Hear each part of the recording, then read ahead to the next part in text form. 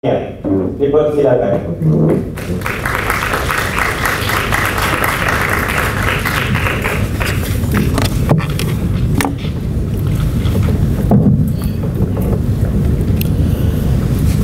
Bismillahirrahmanirrahim. Assalamualaikum warahmatullahi wabarakatuh. Salam sejahtera, salam satu Malaysia. Alhamdulillah Rabbil Alamin wa bihi nasta'in wa salatu wassalamu ala asyrafil anbiya wal mursalin wa ala alihi wa sahbihi ajma'in. Terima kasih Saudara Hazman selaku pengerusi majlis, Saudara Marwan sebagai pengarah projek Simposium Anak Muda di bawah Universiti Terbuka Anak Muda UTAM, kru Universiti Terbuka Anak Muda, sukarelawan, jawatan kuasa penganjur, mahasiswa-mahasiswi, tuan-tuan, puan-puan, saudara-saudari yang seperti sekalian. Pertamanya saya memanjatkan kesyukuran kepada Allah Subhanahu wa taala kerana pada pagi yang mulia ini dapat sama-sama kita berhimpun di Universiti Putra Malaysia untuk satu program yang dinamakan Simposium Anak Muda di bawah UTAM ataupun Universiti Terbuka Anak Muda. Dan walaupun cabaran bagi anak muda untuk menghadiri program pada awal pagi hari Ahad itu memang mencabar sekali, tetapi ramai juga yang datang pada pagi ini, jadi saya ucapkan tahniah kepada semua. Saya diminta untuk datang pada hari ini, saya dijemput mungkin kerana saya mewakili golongan belia di dalam kerajaan selaku Menteri Belia dan Sukan. Tetapi saya juga dijemput secara langsung oleh Saudari Nur Adila Abdul Rahman yang kebetulannya menjadi fellow perdana pada waktu ini bersama dengan Yang Berhormat Datuk Seri Syahidan Kasim, Menteri di Jabatan Perdana Menteri. Beliau yang aktif dalam UTAM ini telah memaklumkan kepada saya bahawa pada hari ini ada simposium dan kalau boleh jemput saya bersama. Dan kebetulan juga waktu saya membuat saringan bagi program fellow perdana dan bila saya menerima permohonan daripada ataupun application daripada Saudari Adila, saya juga telah buat sedikit cek latar belakang mengenai semua fellow yang kita telah senarai pendekkan. Dan antara cek tu saya masukkanlah nama itu dalam Google dan saya buat search. Dan untuk Saudari Adila, nama dia bila kita masuk dalam search keluarlah macam-macam video yang dibuat atas nama UTAM, Universiti Terbuka Anak Muda. Jadi saya pun tertanya-tanyalah, what is this UTAM? Apakah benda UTAM ini? Dan itulah introduction saya ataupun pengenalan saya kepada UTAM. Rupa-rupanya satu inisiatif yang cukup baik yang dibuat oleh orang muda sendiri, yang objektifnya disebut oleh pengurusi majlis tadi, oleh Saudara Hazman. Tetapi bagi saya UTAM ini menarik perhatian saya oleh kerana beberapa sebab.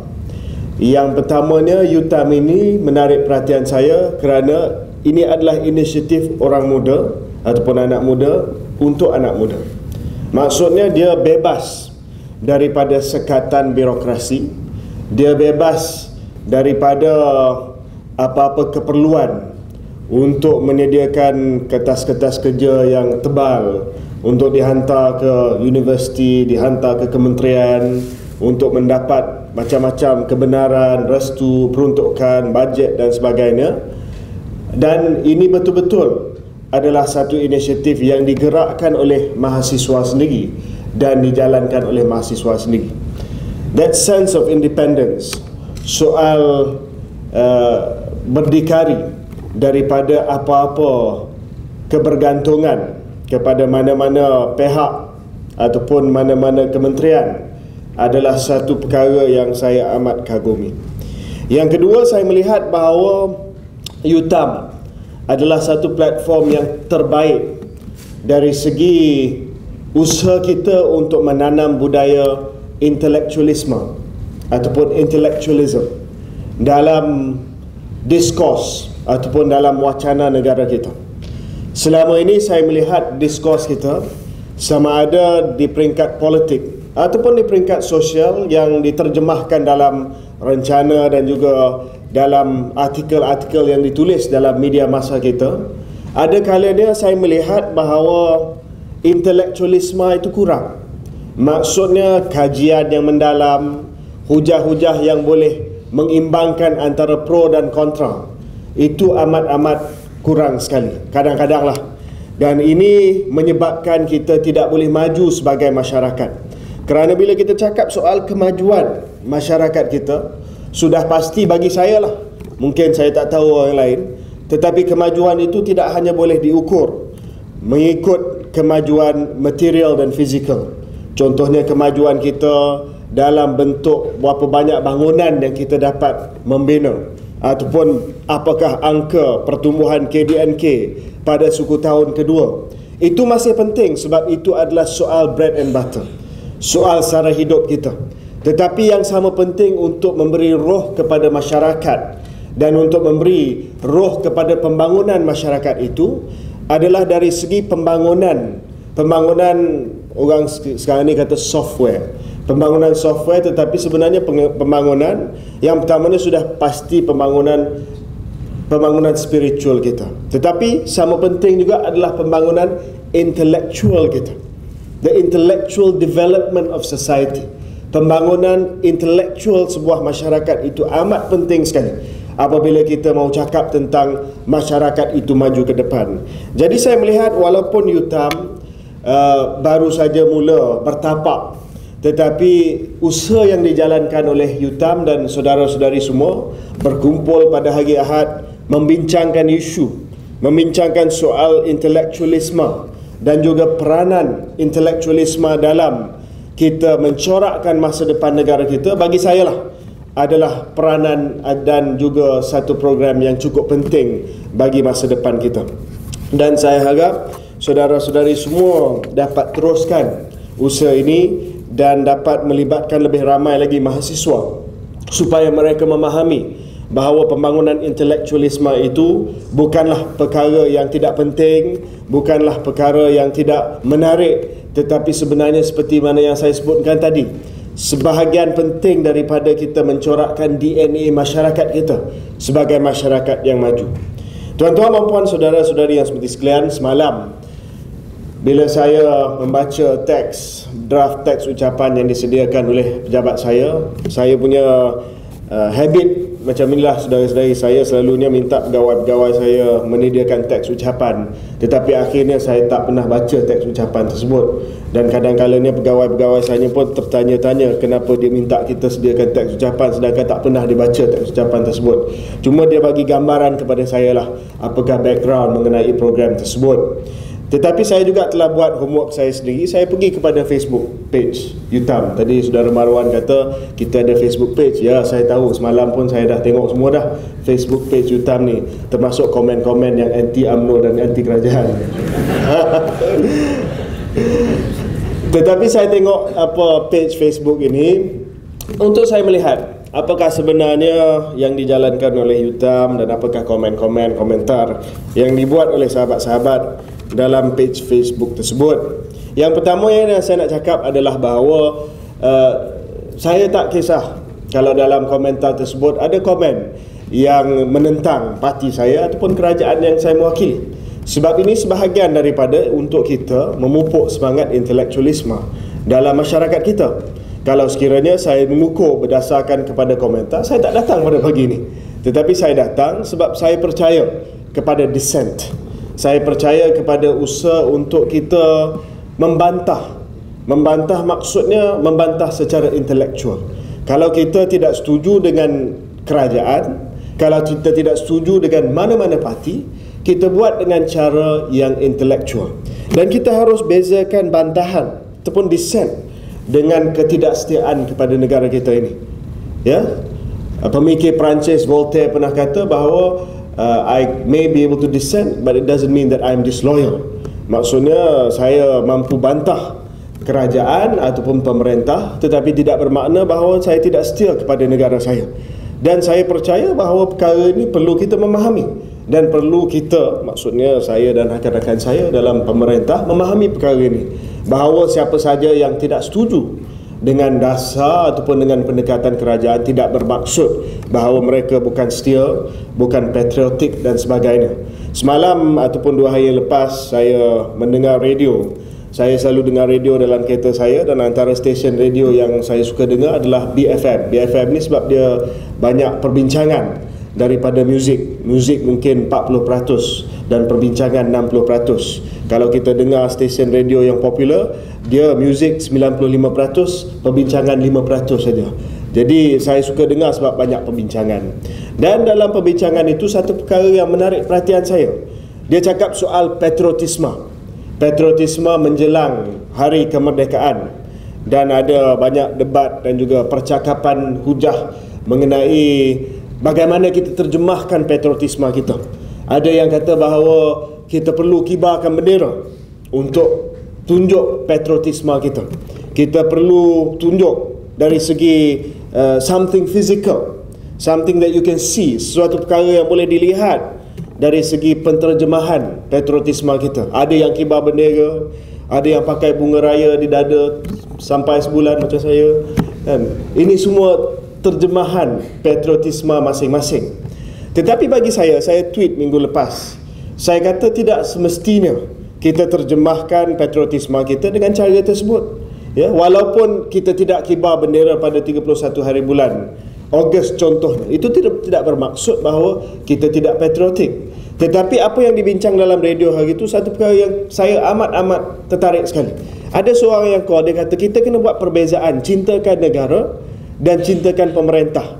Sekarang ini kita confuse antara dua perkara tersebut, iaitu cintakan negara dengan cintakan kepada pemerintah. Mungkin sekarang ini ada ramai yang tidak mau kibarkan bendera sebab dia tidak setuju dengan pemerintah, dan akibat daripada itu dia confuse bahawa cintakan negara ataupun kibarkan bendera itu adalah terjemahan kita cintakan negara, tetapi oleh kerana kempen kerajaan yang dibuat tiap-tiap tahun di-confuse sebagai satu perkara yang menunjukkan persetujuan kita dengan pemerintah yang sedia ada. Jadi saya balik kepada apa yang saya sebutkan tadi, bahawa saya memahami the role of dissent, peranan bantahan dalam masyarakat. Dan saya tidak gentar dan saya tak pernah kata bahawa kita harus label siapa saja yang dissent bahawa mereka ini tidak mencintakan negara dan tidak bersama dengan negara. Sebab negara dengan pemerintah lain, dia lain. Boleh ada orang, dan saya percaya 100% daripada rakyat kita, terutamanya orang muda, mencintakan negara kita, tetapi bukanlah 100% yang bersetuju dengan pemerintah. Dan ini perkara yang kita kena terima. Kalau kita tak terima dan kalau kita tidak open, terbuka dalam perkara ini, saya rasa kita buat satu kesilapan yang besar. Malah satu ketika dahulu, saya juga, waktu saya student university di England, waktu saya mahasiswa di UK dahulu, saya pun tidak setuju dengan pemerintah yang sedia ada. Tetapi oleh kerana saya mempunyai tradisi intelektualisme daripada saya mahasiswa, daripada saya sekolah lagi, sampailah saya keluar daripada universiti, akhirnya walaupun saya bantah, walaupun saya tak setuju dengan banyak dasar kerajaan pada waktu saya mahasiswa, saya tidak menjadi ahli Kelab UMNO di UK. Malah saya bantah dan saya lawan dengan rakan-rakan yang menjadi Kelab UMNO di UK. Tapi akhirnya jadi Ketua Pemuda UMNO Malaysia juga. Akhirnya jadi Menteri Belia dan Sukan untuk Parti UMNO dan Barisan Nasional. So you don't know where you're going to end up. Kita tak tahu di manakah kita, arah mana kita akan ambil selepas ini. Cuma soal idealisme waktu kita menjadi mahasiswa, sebelum kita buat keputusan sekiranya kita nak masuk politik ataupun sekiranya kita nak aktif dalam politik kelak nanti, mesti kita kekalkan idealisme tersebut. Yang itu yang saya nak sebut pada hari ini. Tajuk yang saya nak sebut pada hari ini dengan ringkas, sebab ini ucapan perasmian dan saya tahu ada banyak kertas-kertas kerja yang akan dibentangkan, adalah soal politik baru. Soal politik baru dan peranan politik baru dalam negara kita ini. Saya melihat politik baru ini merentasi sempadan politik, merentasi sempadan parti di kedua-dua belah pihak, sama ada parti pemerintah kerajaan persekutuan ataupun parti-parti pembangkang di dalam sektor persekutuan ataupun di peringkat persekutuan. Kedua-duanya ada usaha untuk memperkenalkan politik baru, dan kedua-duanya ada juga resistance ataupun halangan untuk mengamalkan politik baru tersebut. Kedua-dua belah pihak ada masalah legacy. Legacy maksudnya dia mempunyai halangan ataupun merupakan halangan kepada politik baru.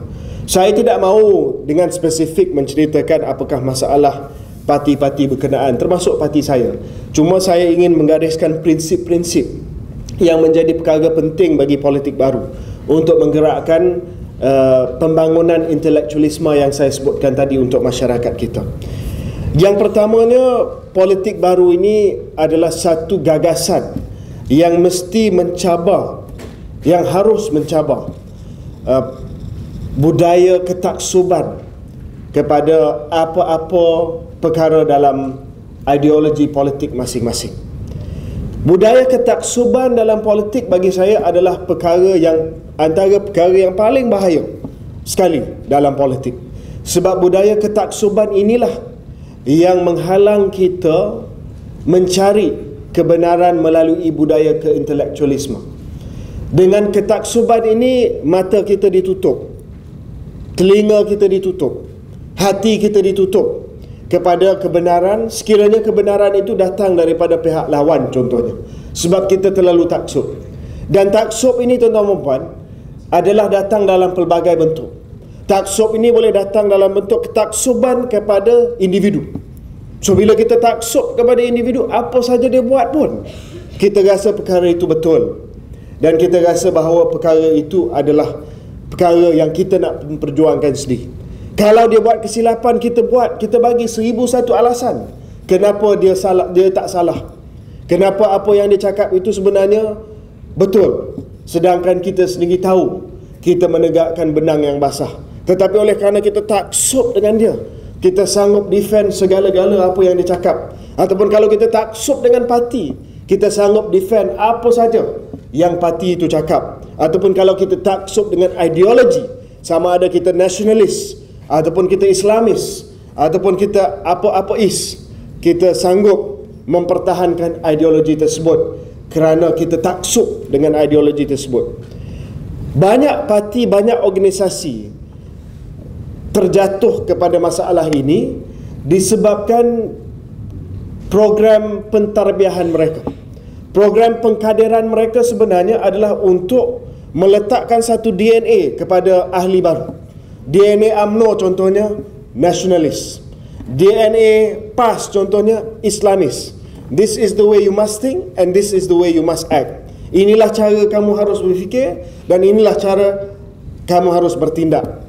Dan apabila DNA itu diletakkan, dia tidak memberi kebebasan kepada individu tersebut untuk mencari hujahnya sendiri, untuk menunjukkan dissent dalam parti, untuk bantah dalam parti itu sendiri, kerana kita ditanamkan ataupun kita dikodkan dengan DNA parti tersebut, dengan ideologi tersebut. Ataupun dalam satu organisasi di mana dia tak mementingkan ideologi, tetapi dia mengagungkan individu. Dia tunjuk perjuangan individu tersebut daripada dia pergi sekolah sampailah dia menjadi presiden organisasi tersebut, dan dia menghalalkan apa saja yang dibuat oleh individu tersebut. Di sini saya harap bahawa kita tolak budaya ketaksuban, kerana itulah antara perkara utama yang boleh menghalang budaya intelektualisme mengakar dalam masyarakat kita.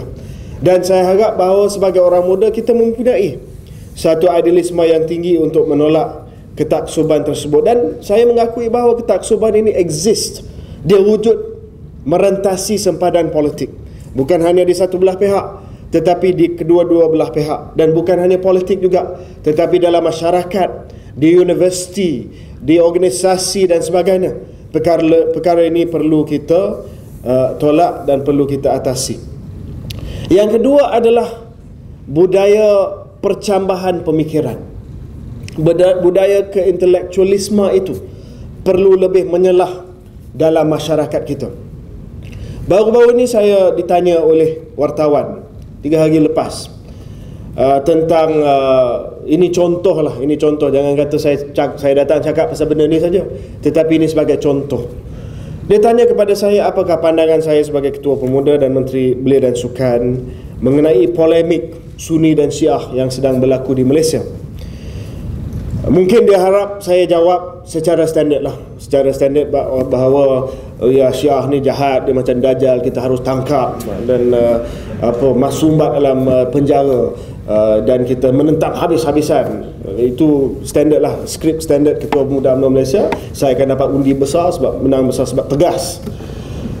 Tapi saya ni daripada awal lagi saya ambil alih jawatan Ketua Pemuda Malaysia, saya tak suka bagi skrip biasa Ketua Pemuda UMNO Malaysia. Contoh ya, itu satu Syiah. Satu lagi contoh mengenai perang jenayah yang sedang berlaku. Kalau skrip lama Pemuda UMNO Malaysia, saya sepatutnya cakap, kita nak semula akta keselamatan dalam ISA, kita nak semula ordinance, kita tangkap dia orang semua. Tak payah bicara di mahkamah, ini semua penjenayah, sumbat dalam simpanan, sumbat kamunting, selesai masalah, aman damai negara kita. Itu skrip lama lah. Saya tak boleh pakai skrip lama tu. So ada segmen parti saya yang memang frust dengan saya. Dia kata pemuda sekarang ni tak ada taring lah, pemuda sekarang ni lembik lah. Saya kata lembik apa, taring apa? Ini zaman dah berubah. Saya kata kalau you all nak zaman Datuk Harun Idris contohnya, Allahyarham, pemimpin yang baik, pemimpin yang berani, tapi pemimpin yang mengikut zaman dia lah. Saya kata kalau nak kepada pemimpin tersebut, pergi cari Doraemon, cari dia punya time machine, masuk time machine, go back in the past, maka relevan lah kepada pemikirannya. Tapi sekarang ni kita kena berada di hadapan kelok perubahan. Kita kena menahkodai zaman. Tak bolehlah kita ke belakang, kita kena ke depan. Kalau kita cakap soal radikal sekarang ni, radikal ke depan lah. Kita cakap soal kenegaraan, kita cakap soal perpaduan, kita cakap soal civil liberties, kita cakap soal hak asasi, kita cakap bagaimana kita dapat mengatasi masalah jenayah contohnya, bukan dengan kita tangkap orang, bukan dengan kita menafikan mereka natural justice, iaitu bawa ke mahkamah, tetapi cara bagaimana kita sama-sama bantu mempertingkatkan lagi kebolehan polis contohnya untuk menangkap mereka dengan segala kemudahan dan juga kebolehan yang ada. Contoh soal Syiah tadi yang saya bangkitkan, saya tak cakap kita tangkap mereka saja. Saya kata kita engage dulu, kita memahami apakah masalahnya, apakah perkembangan Syiah ini, berapa banyak orang dah memeluk Syiah. Kita memahami secara intelektual dulu. Kita memahami isu ni secara intelektual sebelum kita menghukum mana-mana pihak. Jadi perkara ini penting. Sebab kalau tidak, society kita, masyarakat kita, dia default maksudnya default setting lah. Kalau ada masalah aja tangkap, kalau masalah aja condemn. Saya rasa tak boleh kita ke depan macam itu. Kalau sekiranya kita nak melahirkan masyarakat yang betul-betul mature, yang matang, kita perlu ada ruang untuk kita debat, ruang untuk kita berhujah, ruang untuk kita mendengar semua pandangan. Tetapi perkara tersebut masih lagi tidak berlaku di Malaysia ini, dan saya melihat perkara tersebut tidak berlaku oleh kerana mungkin kedua-dua belah pihak tidak mahu melihat hujah intelektual tentang beberapa perkara. Dan perkara ini amat saya harap kita dapat atasi melalui intelektualisme yang saya sebutkan tadi. Dia bermula di sini, bermula dengan UTAM. Walaupun mungkin majoriti mahasiswa masih lagi tidak mengamalkan budaya intelektualisme yang sedalam-dalamnya seperti mana saudara-saudari buat, ya, mengikut melalui kajian, melalui mendengar hujah dan sebagainya. Tetapi kalau kita mula di sini, saya yakin insya-Allah kita akan dapat memperbudayakan perkara ini dengan baik.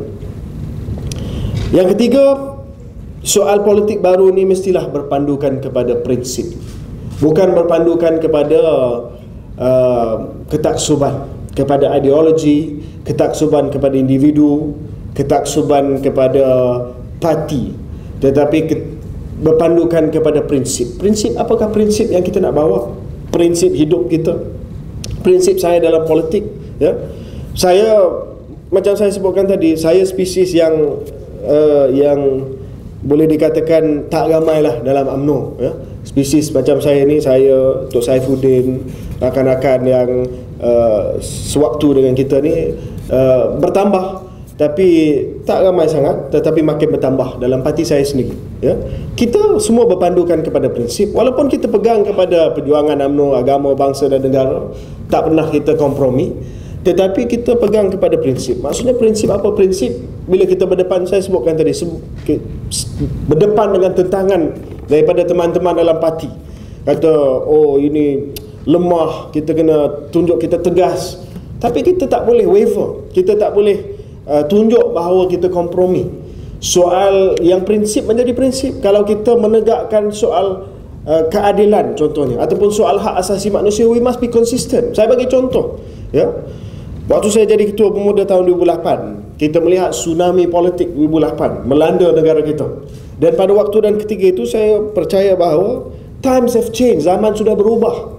Kita kena melihat bahawa politik kita pada hari ini mesti pergi jauh daripada politik perkauman, mesti pergi jauh daripada politik Islamism yang exclude orang lain. Kita perlu inklusif.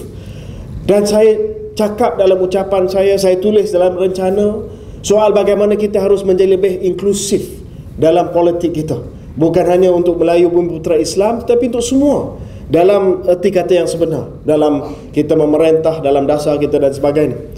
Ada yang cakap, oh ini Ketua Pemuda UMNO Malaysia nak menang hati orang Cina, nak popular di kalangan orang muda di bangsa, nak popular di kalangan orang muda di Lembah Kelang, yang urban, yang moderate, yang liberal, dengan percakapan bahawa kita menolak politik perkauman dan sebagainya. Tetapi dia kata kalau bila sampai Perhimpunan Agung UMNO, mesti dia tukar nada, mesti dia jadi seorang nasionalis Melayu, seperti biasa. Sebab mesti dia tak berani cakap di depan orang UMNO. Tetapi saya konsisten. Boleh baca ucapan dasar saya dalam internet, ada dibukukan dalam internet, rujukan dan sebagainya dalam blog saya.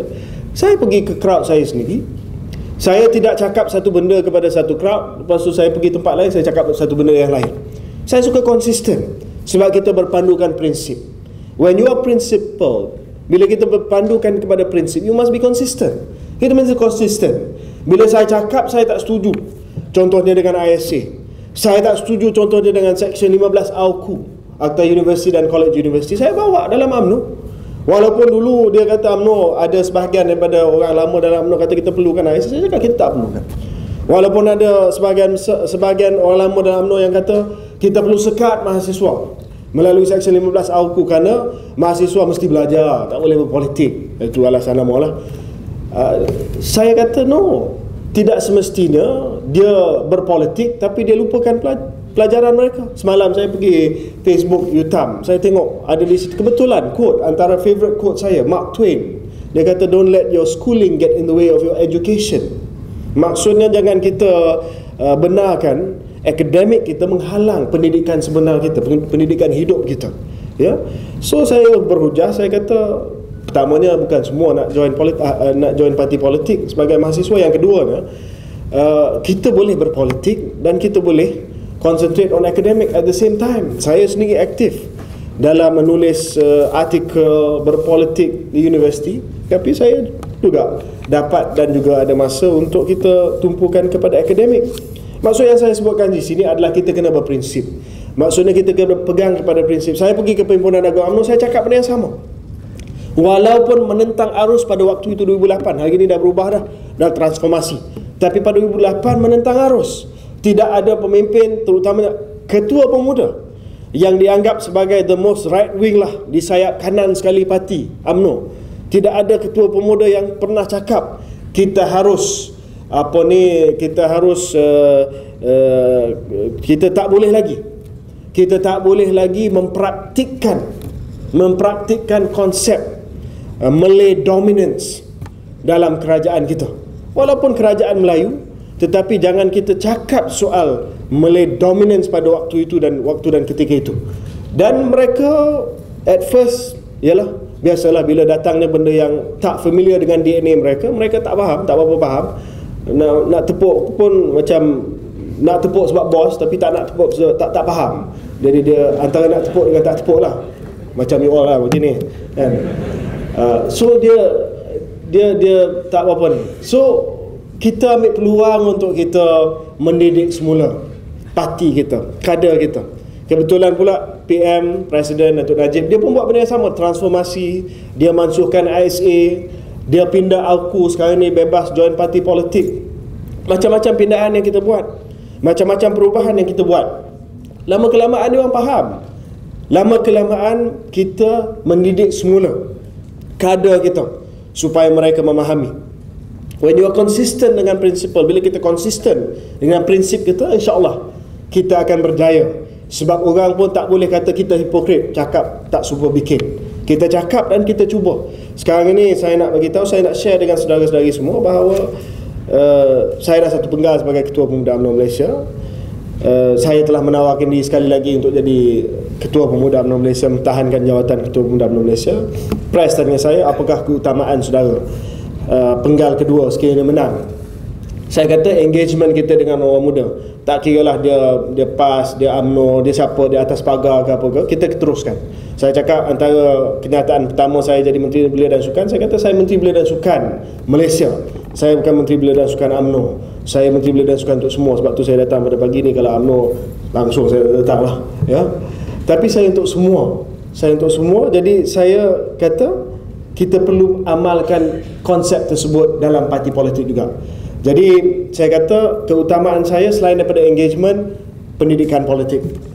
Baru ni saya jumpa dengan Datuk Saifuddin Abdullah, bekas Timbalan Menteri Pengajian Tinggi, dan saya pakat dengan dia. Saya kata kita perlu ada satu pendidikan politik baru dalam UMNO yang boleh bawa isu politik baru ni sebagai DNA baru bagi ahli-ahli kita, ya.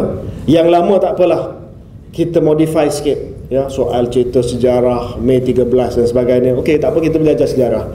Tetapi soal politik baru, soal prinsip-prinsip baru perlu kita tanamkan di kalangan ahli-ahli baru kita, supaya jangan seperti mana yang saya sebut dalam ucapan dasar saya tahun lepas di Perhimpunan Agung Pemuda UMNO. Saya kata jangan kita muda pada usia, tetapi kita jurasik dari segi pemikiran kita.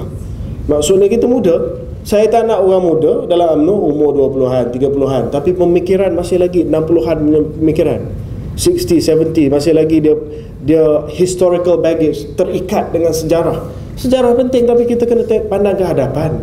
Kita kena menghayati perubahan zaman yang telah berlaku, dan kita harus memastikan bahawa kita bebas daripada ikatan sejarah yang selama ini mempenjarakan minda kita dalam mana-mana parti dalam masyarakat kita. Keempat adalah soal penilaian yang sebenar dan bukan persepsi. Hari ini, dan ini juga termasuk mereka yang tergolong di kalangan intelektual awam, kita terlalu tergerak dengan persepsi. Masyarakat kita nombor satu di dunia tergerak dengan kabar angin, dengan persepsi, dengan berita-berita yang mungkin tidak berasas, palsu dan sebagainya. Orang fasik datang bawa berita, kita tidak kaji, kita just accept. Lebih-lebih lagi dengan perkembangan terkini. Bukan saya condemn, tetapi memang di mana ada pelbagai pro, ada juga kontra dari segi media sosial. Dengan perkembangan Facebook, Twitter dan sebagainya, we believe whatever we read. Semalam ataupun 2 hari lepas, saya tak ingat, datang berita yang mengejutkan, mengatakan bahawa sastrawan negara Samad Said sudah ternak uzur nazak. Ada yang kata dah meninggal dunia. Ini melalui Facebook dan Twitter ni. Sebab tangan kita nak tweet ni lebih cepat daripada otak kita memikir. Dari tangan kita dah lepas, baru kita nak fikir, oh sorry, too late, gone already. Jadi lepas tu datanglah berita daripada anak dia dan sebagainya, kata dia masih lagi sihat, tak sakit dan sebagainya. Tapi itu adalah menunjukkan kepada kita bahawa masyarakat kita ni cepat. Walaupun kita yang intelektual pun, kita yang baca buku intelektual, kaji buku Plato, kaji buku Aristotle, baca buku Edward Said dan sebagainya, datang gosip dalam Twitter, kita tutup buku kita forward RT. Amalkan apa yang kita praktikkan, ya. Dan dalam apa saja perkara mesti ada 2 sides, 3 sides to the story. Bukan satu pihak saja yang cakap, tetapi satu pihak yang lain juga boleh menjawab dengan hujah-hujah mereka sendiri. Kalau tidak melalui debat atas suatu pentas, tetapi tak apa, kita boleh tahu hujah parti ni, parti A macam mana, hujah parti B macam mana. Kita cari kebenaran. Kita cari kebenaran. Fakta bukan retorik. Orang muda pada hari ini mesti mencari fakta bukan retorik. Kalau retorik senang lah, kita cakap sepatah saja ayat, dan itulah debat politik di tanah air kita ni. Cukup dengan itu saja. Tetapi bagi saya tak cukup. Kita harus cari fakta, mendengar hujah, minta ahli-ahli yang berhormat kita cakap, mengupas isu dengan mendalam, menjawab soalan, tulis rencana dalam surat khabar, tulis rencana dalam blog, jawab soalan. Barulah kita buat penilaian kita sendiri. Jangan kita terikut-ikut kata, kawan aku sokong parti ni, aku pun nak sokong lah. Oh, dia cakap macam ni memang betul, aku rasa betul lah. Tak, kita kaji sendiri. Sebab kalau kita tidak kaji, kalau kita tidak mendengar penjelasan, pencerahan daripada pihak yang berkenaan, maksudnya kita tak dapat buat penilaian yang terbaik. Dan akhir sekali saya harap bahawa budaya intelektualisme ini apa, berkait dengan apa yang saya sebutkan tadi, soal kita mencari pencerahan yang sebenar. Saya harap bahawa budaya intelektualisme ini, terutamanya di kalangan saudara-saudara dan saudari-saudari daripada UTAM ini, dapat dibuat dalam keadaan non-partisan. Non-partisan maksudnya yang saya sebutkan, merentasi parti. Kita mungkin ada skepticism, kita skeptical mengenai satu parti, ataupun kita ada kecenderungan menyokong satu parti. Tapi biarlah kita buat dengan cara kita mencari kebenaran. Kalau sekiranya kita rasa bahawa itulah kebenaran, dan kita tergerak hati selepas kita graduate, ataupun sekarang ini juga kita tergerak hati untuk memperjuangkan parti, platform parti X ataupun parti Y, maka itu pilihan kita masing-masing. Tetapi saya tak nak kita cepat buat keputusan, ya. Ini masa bagi saya lah, masa kita sebagai mahasiswa adalah masa, sebenarnya masa untuk kita menilai, melihat. Kalau yang sudah buat keputusan, tak apa, alhamdulillah. Kalau masih lagi nak menilai, nak melihat, nak tengok ke arah mana kita nak bawa masyarakat kita, mengikut pemerintah ini ataupun mengikut pemerintah ini, dalam satu isu, macam mana kita nak mengupas isu ini, mengikut aliran pemikiran itu ataupun ini. Inilah masa yang terbaik untuk kita tanya soalan, untuk kita mencari kebenaran melalui cara bagaimana we ask the question. Sometimes you have to know the questions, how to ask a question. Bukan sekadar kita tanya soalan, tetapi soalan apa yang kita tanya, untuk kita cuba dapat kebenaran. Itu penting. Dan inilah masa untuk saudara-saudari semua mencari kebenaran dan juga mencari pencerahan yang saudara-saudari mencari ataupun yang tertanya-tanya, dan dengan harapan bahawa itu datang dengan cara yang intelektual. Tuan-tuan dan puan, saudara-saudari yang seperti sekalian, saya ucapkan terima kasih kepada Universiti Terbuka Anak Muda Malaysia atas jemputan pada hari ini. Saya harap bahawa program pada hari ini dan juga peluang untuk saya bersama dengan saudara-saudari pada hari ini akan membuka ruang yang lebih luas lagi bagi kita untuk bersama. Seperti mana yang saya sebutkan tadi, saya tak nak UTAM ini menjadi program yang terlalu berbirokrasi, yang terlalu berhierarki, yang terlalu rasmi. Lebih baik dia datang daripada mahasiswa untuk mahasiswa. Tetapi sekiranya saudara-saudari semua memerlukan kerjasama daripada Kementerian Belia dan Sukan, kementerian saya, atas falsafah tersebut, dari belia untuk belia, maka saya bersedia untuk membantu UTAM dalam apa sahaja cara untuk kita stimulate intelektualisme, untuk kita angkat budaya intelektualisme. Tidak ada apa-apa syarat, tidak ada apa-apa udang di sebalik mi, tak ada. Tak ada saya kata saya datang program ini, di belakang sana saudara-saudari ada borang keahlian pemuda, tak ada. Tak ada. Saya datang dengan keikhlasan untuk sama-sama kita buka ruang pemikiran intelektualisme di kalangan kita. Dan insya-Allah mudah-mudahan kalau kita dapat menjayakan perkara tersebut, insya-Allah kita akan dapat memajukan masyarakat kita dan negara kita dalam erti kata yang sebenar. Sebelum saya mengakhiri ucapan saya juga ingin ucapkan selamat Hari Raya Aidilfitri, manakala kita masih lagi berada dalam bulan Syawal. Dan saya jemput semua datang ke rumah terbuka apa itu Malaysia kalau bukan rumah-rumah terbuka. Kementerian Belia dan Sukan di Stadium Juara Bukit Kiara pada hari Khamis depan 29 hari bulan Ogos pada jam 11 pagi hingga 3 petang. Jadi datanglah beramai-ramai untuk kita santapan minda hari ini, santapan perut pada hari Khamis insya-Allah bersama dengan saya. Terima kasih kepada semua. Wallahu a'lam. Assalamualaikum warahmatullahi wabarakatuh.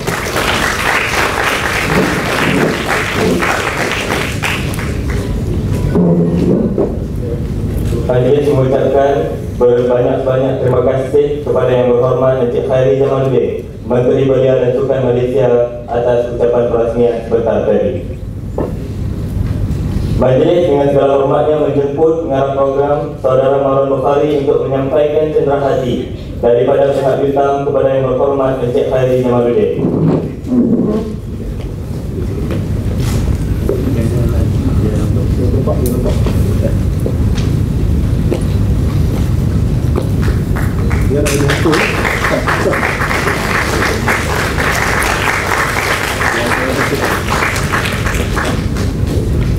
Kami dari pihak Universiti Terbuka